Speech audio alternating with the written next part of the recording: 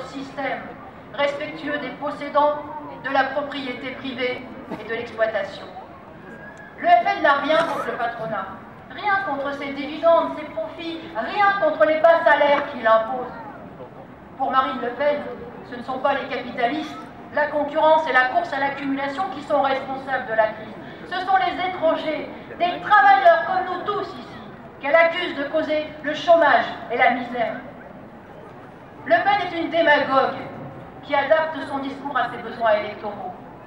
Pour ratisser le plus large possible, elle ne s'adresse plus seulement aux petits patrons réactionnaires. Elle cherche l'oreille des chômeurs, des ouvriers ou des retraités en parlant pouvoir d'achat, pension de retraite, chômage. Elle se surveille et elle use d'un discours policier. Mais elle sait que les plus réactionnaires, les plus racistes, les calotins comme les nostalgiques des colonies lui sont acquis. Et surtout, elle sait que son père s'en occupe. Le mot sordide de Jean-Marie Le Pen sur Monseigneur Ebola, qui pourrait régler en 3 mois le problème de surpopulation en Afrique, était destiné à ce public-là. Le Front National est un parti bourgeois de plus, mais un de ceux qui représentent les forces les plus réactionnaires, les plus anti-ouvrières qui soient.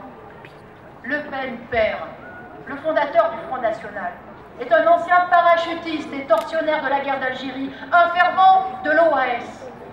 Le noyau du Front National est à son image, composé d'anciens des guerres coloniales, viscéralement anticommunistes, qui perpétuent dans ce pays depuis des dizaines d'années les idées, le programme de l'extrême droite anti-ouvrière. Cette génération a fait de la place à de plus jeunes, mais elle est encore là, et c'est elle qui a formé et influencé bien des cadres et des piliers actuels du Front National.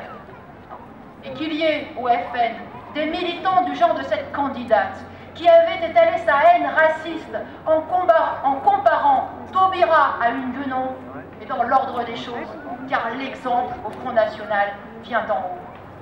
Ceux qui ont compris qu'il n'y avait plus rien à attendre de la gauche, mais qui se jettent dans les bras du FN en se disant qu'on ne l'a pas essayé, ont remplacé leurs vieilles illusions par d'autres et par les pires qui soient. Car si l'on peut se relever des illusions placées dans un Hollande, il y a le risque que l'on puisse ne pas revenir de celles mises dans le Front National.